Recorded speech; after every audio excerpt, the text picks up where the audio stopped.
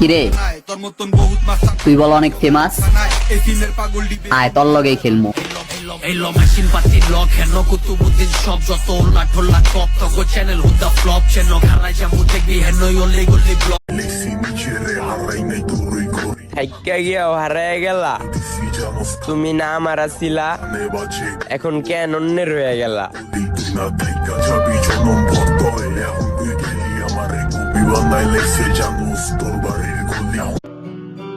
যারা ধরে রাখার শখ ছিল বেশি, সেই সবার থেকে কষ্ট দিছে বেশি।